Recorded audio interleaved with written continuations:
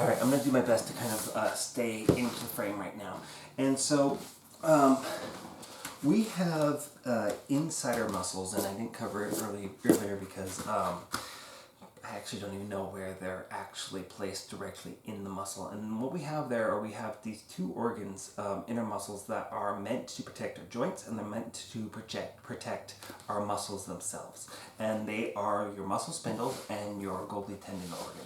And the Golgi tendon organ is kind of an afferent neuron. I think both of them pretty much are, and they communicate to the brain and vice versa to kind of protect your arm. So if I go like that, right, I didn't go past that joint because my muscle spindles are recognizing that there was a rapid movement that is happening in this joint, and they're saying, I need to engage these antagonist muscles that are going against that movement, and they are preventing me from going into hyperextension. So basically, when you are stretching or you are or you're foam rolling or you're doing massage or anything like that, we want to be going at a pace to not freak out those muscle spindles, right? So if we go too fast with something, those muscle spindles get alerted and your muscle will tense up, which is exactly the opposite of what we're trying to do. So the Golgi tendon organ works kind of in the opposite direction, and what it does is it like if I'm holding tension, right, and I'm trying to prevent my arm from extending out being forced to extend out, my Golgi tendon organ, if it's been going on for a long time, it's the one that kind of says, okay, we need to release this. So if your Golgi tendon organ senses that there's something wrong in a muscle because it's too tight, it will give it the signal to kind of release. Now, if you're having back issues, that might not be the best way to go about it, is using a foam roller, in your low back at least. Upper back, that's fine. For your low back, I would recommend like a Theracane, which is a little S-shaped cane, which has little nubs on it and whatnot. That would be a good way of going about it, or something soft like a lacrosse ball or something like that on a wall or something like that. But we have to be really careful about that because those muscles are meant to stabilize the spine. So if they feel like the spine isn't stable, they're not going to release. They're actually going to, especially if you do one side and not the other, they might go, oh, and they might be like, oh, Jesus, I need to tense up to hold on to it. So a lot of times when we, if we foam roll the lower back because we have any lower back pain, we'll actually find that we will have more pain.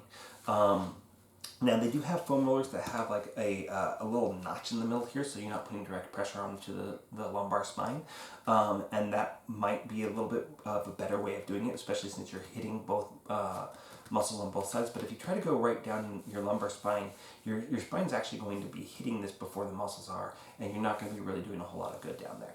So when we are foam rolling and stretching, really, we should be a little bit more clinical than most people are. Most people are just like, okay, well, I feel like I'm tight in my hamstrings.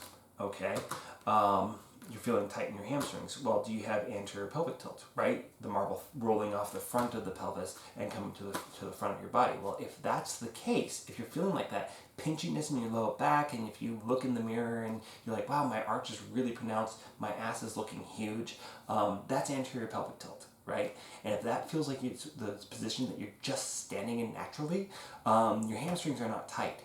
They're tight because they're lengthened, right? Because they attach there on the top end of your pelvis, and when you're pulled into the anterior pelvic tilt by your psoas and the weakness in your abdominals and your other hip flexors, the hamstrings are pulled into a lengthened position, and that's kind of exciting your muscle spindles and whatnot, saying, oh, we need to be tighter here, because they're trying to stabilize, and they're being overpowered by these other muscles that are pulling you into the anterior pelvic tilt. So why would you stretch and loosen those muscles if the reason that they're feeling tight is because these other muscles are pulling them into a lengthened position? I hope that makes sense.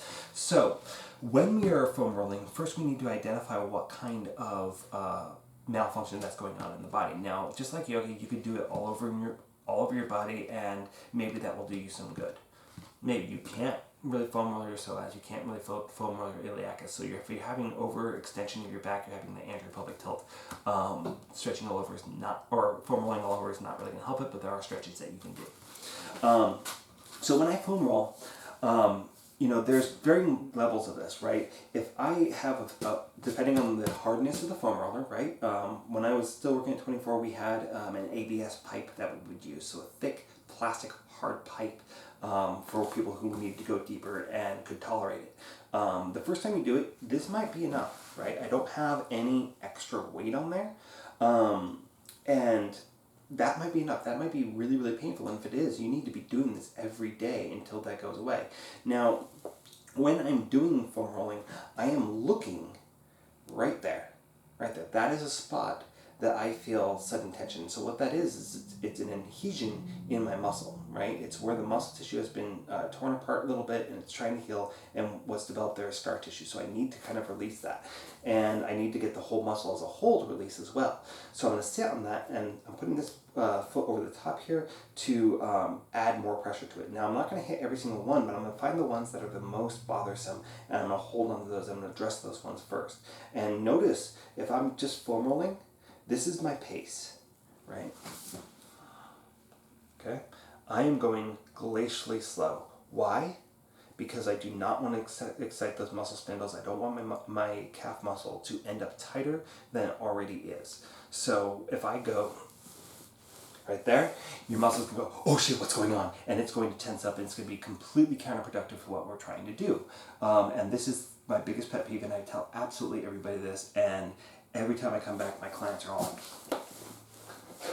and it doesn't seem to make a difference to people, but I hope that you guys, especially since we've talked a little more anatomically and we've spent a lot of time on this, that you start to understand that, foam rolling is one of those things that you have to take your time with. And it isn't okay, I'm going like this, this feels kind of nice, okay, whatever. It is a search and destroy mission, right? So I'm finding that area right there that feels tight, and then I'm going to hang out on it, and I'm going to count to 30, right, to get that muscle to release. And if I go too fast on this, my muscle's going to tense. It's not going to become looser, right? And that's going to be completely counterproductive to that. And it's one of those things that,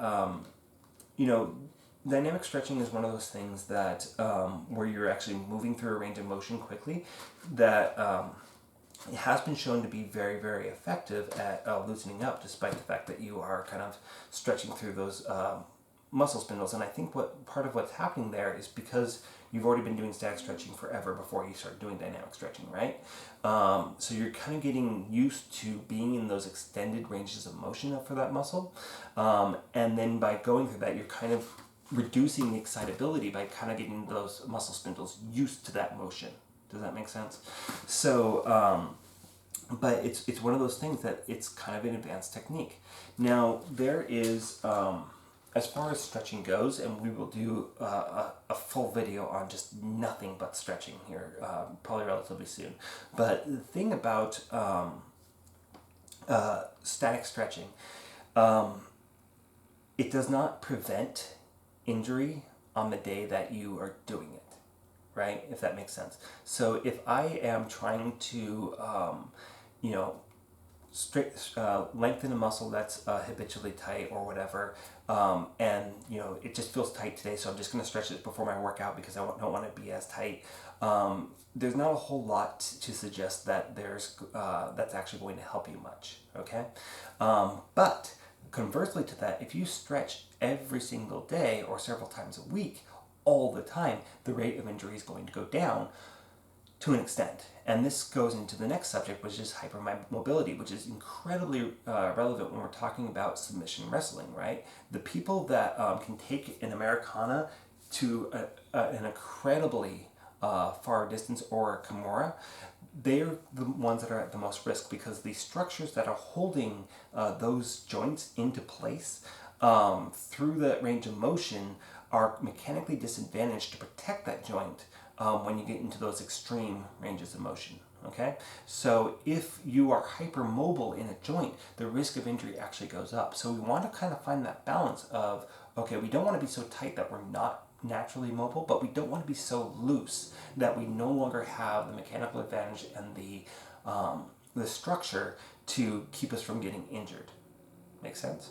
So that's kind of what I have to say for right now, is that we're looking at more chronic stretching as a strategy to equalize our body rather than trying to do an acute, okay, this is just for today, I'm just going to stretch this and expect everything to be fine. I actually personally find that stretching post-workout is probably actually better. That's the way when I was doing ballet and jazz and tap dance. Yes, I did that. That's the way that I actually started to develop more flexibility, was because in between every single class, I'd take like 3 or 4 classes a day, we would stretch at the beginning of each class. And I was already well warmed up, and that's what actually allowed me to go deeper into that stretch more safely. So for warming up, you might do a little bit of static stretching, but very mildly. You might do some dynamic stretching. You're definitely going to be doing some foam rolling. You're going to be doing things that are going to excite that tissue and kind of wake it up for the activity without making it overactive. Does that make sense? So those are my inputs on kind of stretching and all that. We'll be coming back relatively soon, and I'm going to hopefully get around to being more proactive about giving you guys the full rundown when it comes to exercise, how to exercise properly, how to think about exercise so it's more effective, and how to think about flexibility so it's most effective. So I hope this has been really helpful. I know it's been really long. I've never seen my battery on my camera this low.